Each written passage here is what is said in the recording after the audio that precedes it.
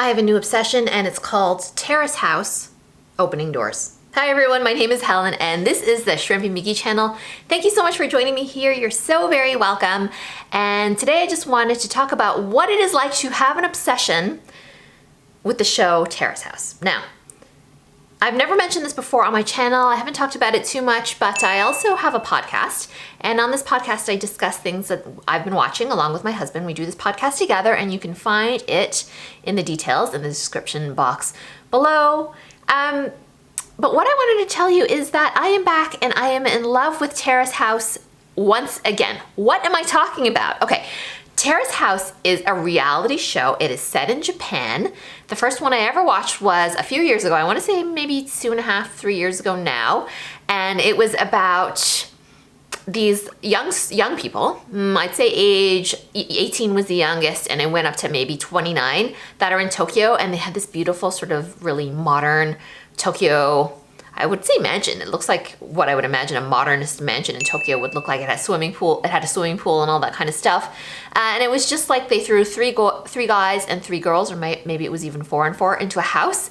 And kind of like a mix of Big Brother and The Bachelor kind of a vibe, to just see what happens to them and if they pair off and stuff like that, which they did. It was so good. So if you want to start binging, you can go way back and start watching Tokyo, Boys and Girls in the City. All of it is on Netflix. Or you can catch up with what I've been watching, which is a more recent iteration of Terrace House, and that is called Terrace House Opening Doors. And this one is set in a more wintry location. It is set about an hour away by train from Tokyo, a bit more in the north of the country. And it's like so Christmassy. So right now it's December as I'm taping this.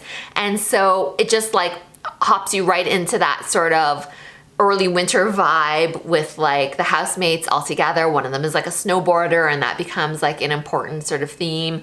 And sort of a lot of it revolves around sort of the ski hill culture and stuff like that. But like just not a lot of it, like some of it, but really what it is just about the different interactions with each other in the house. And so even if you're not into like reading subtitles, even if you don't think you're like that into Japanese culture, I would strongly suggest you watch. It is so addictive.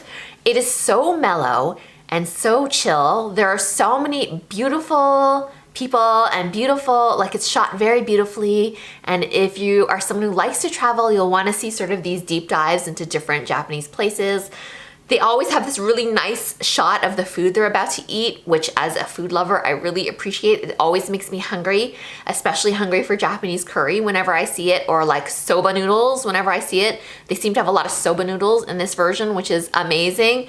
And just to watch the little sort of friendships and romances, but it's so different from the really crass stuff that we see in North American culture, which I love as well. I do like watching The Bachelor and The Bachelorette, but this is just so elevated. Like everybody is just always so well behaved and they don't have these like horrible fights with each other and they don't snip and snap behind each other's back so much. They sort of have these really mature conversations.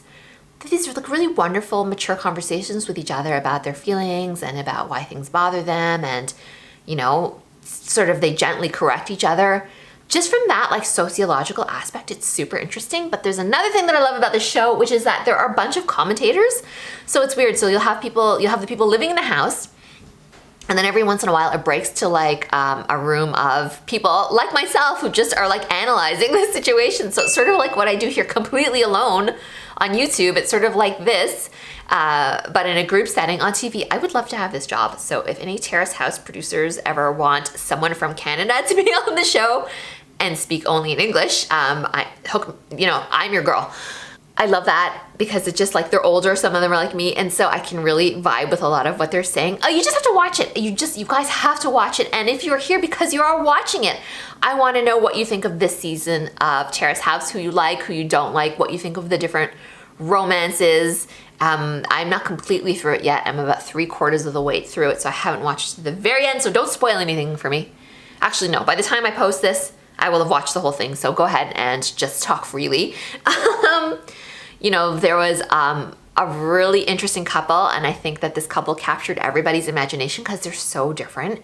It was actually kind of hard to believe. I'm not going to say their names because for those of you who have not watched it yet, I don't want to spoil it for you, but there was a really surprising couple, and you'll just have to watch to see and get a load of that. So Terrace House, Opening Doors, I just strongly suggest this for your Christmas, like if you have some time off for Christmas and you want to binge, I'd say this is your show.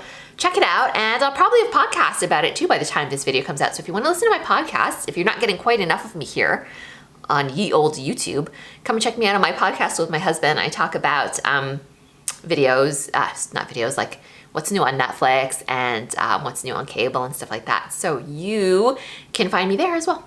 All right, everybody, thanks so much for listening, and I appreciate it. I know this is not the usual kind of content I make, but I thought it could be fun to talk about something a little bit different. In this case, a Japanese TV show that has tons and tons of episodes that is so binge-worthy. Let me know if you like it. Okay, bye.